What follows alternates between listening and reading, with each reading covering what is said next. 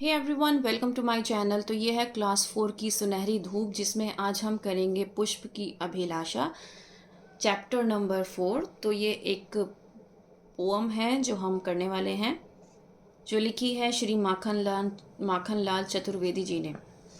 तो इस कविता के बारे में पढ़ने से पहले पुष्प की अभिलाषा, इसका क्या मतलब हुआ, तो इन पंक्तियों में क्या चाहता है कवि। कवि ये चाहता है कि पुष्प के माध्यम से, पुष्प का मतलब होता है फूल, फूल के माध्यम से देश पर बलिदान होने की प्रेरणा दे रहा है। तो इस जब आप कविता को पढ़ोगे तो आप बहुत अच्छे से समझ जाओगे कि मैंने इसका मीनिंग ऐसा क्यों समझाया है। सो बेसिकली स्टार्ट करते हैं। चाह नहीं मैं सुरबाला के गहनों में गूथा जाऊं। तो कवि क्या कह रहा है कि मेरी इच्छा किसी सूरबाला के आभूषणों में गूथे जाने की नहीं है। गहनों मतलब आभूषण, कि मैं नहीं चाहता कि मैं किसी सूरबाला के आभूषणों में गूथा जाऊं। चाह नहीं प्रेमी माला में बिंद प्यारी को ललचाऊं। मेरी इच्छा यह भी नहीं है कि मैं प्रेमियों को प्रसन्न करने के लिए प्रेमी द्वारा बनाई गई माला में पिरोया जाऊं और प्रेमिका के मन को आकर्षित करूं। होता है ना कि प्रेमी अपने प्रेमिका को देता है पुष्प, तो वो एक प्यार का प्रतीक होता है। तो यहाँ पर कवि कह रहा है कि मैं ऐसा भी नहीं चाहता।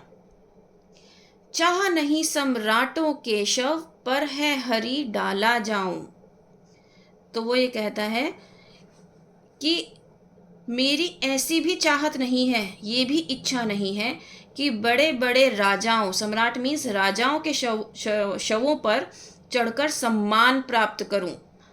मेरी यह कामना भी नहीं है कि मैं देवताओं के सिरों पर चढ़कर क्या करूं, अपने भाग्य पर अभिमान करूं। चाह नहीं मैं देवों के सिर पर चढ़ूं, भाग्य पर इठलाऊं, मतलब अपने भाग्य पर क्या करूं, अभिमान करूं। इठलाना मतलब अभिमान करना।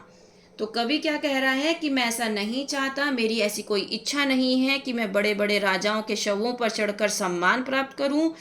मैं ये भी नहीं चाहता कि मैं देवों देवताओं के सिर पर चढ़कर अपने भाग्य पर अभिमान करूं।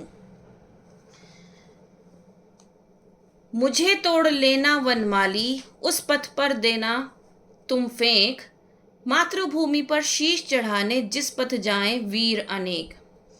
तो अब पुष्प क्या कर रहा है, माली से, जो वन का जो माली है, उससे क्या कर रहा है, प्रार्थना कर रहा है कि हे माली, तुम मुझे तोड़कर उस पथ पर, उस मार्ग पर डाल देना जिस मार्ग से होकर अनेक राष्ट्रभक्त वीर मातृभूमि पर अपने प्राणों को बलिदान करने के लिए जा रहे हों। तो फूल उन वीरों की चरण स्पर्श पाकर अपने को धन्य मानेगा, क्योंकि उनके चरणों पर चढ़ना ही देश की बलिदानी वीरों के लिए उनकी सच्ची श्रद्धांजलि होगी। तो अब आपको समझ में आया।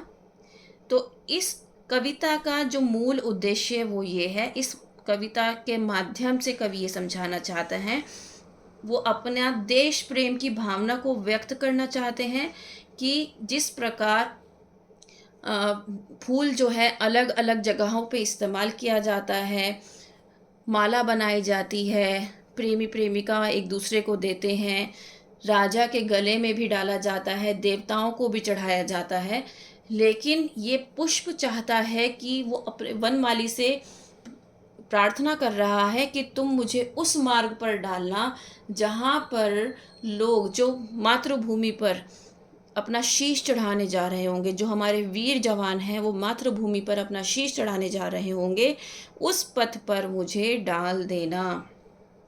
तो ऐसा कहकर वो क्या कर रहे हैं, वो अपना अभिमान बढ़ाना चाहते हैं, वो अपना अभिमान बढ़ाना चाहते हैं।